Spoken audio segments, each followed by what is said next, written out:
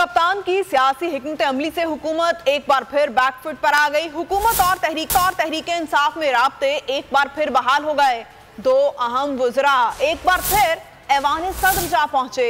आजम नज़ीर और अयाज सादिक ने सदर आरिफ अलवी से मुलाकात में मौजूदा सूरत हाल पर अहम गुफ्तगू की। आरिफ अलवी मुलाकात के बाद अहम दौरे पर लाहौर पहुंच गए।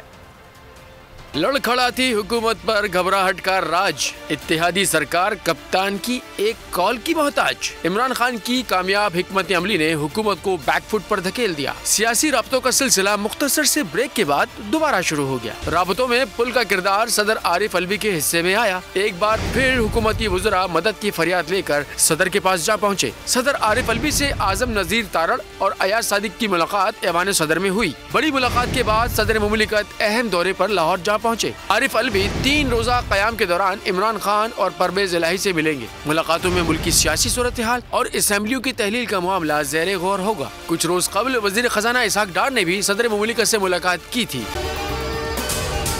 अगर आपको ये वीडियो पसंद आई है तो हमारे चैनल को सब्सक्राइब करें और बेल आइकन को प्रेस करें।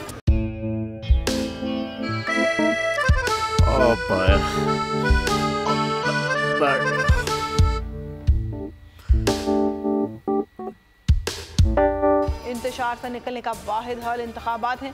हकीकी आज़ादी मार्च आज रवात। खसम आयत के मुताबिक अगर आप उसको ये रिपोर्ट दे दें तो मैं आपको 3-4 सीटें दे दूंगा। मौलाना हाँ साहब, वो जो रिपोर्ट हमें दे दे और वो जो नीली पीली चैनल है वो लगाए। जाओ शबाज। हम ऐसा टीवी देखते ही नहीं जिसका रिमोट हमारे हाथ में ना हो। और यहाँ पे कोई 2 नंबर ही नहीं चलेगी। और हम कोई गुलाम है जो आप रिमोट मांगे हम दे दें?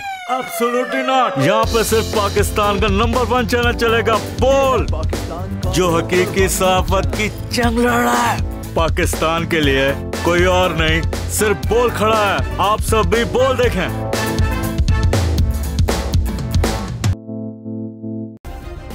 सब्सक्राइब करें और बेल दबाएं ताकि कोई खबर रह न जाए।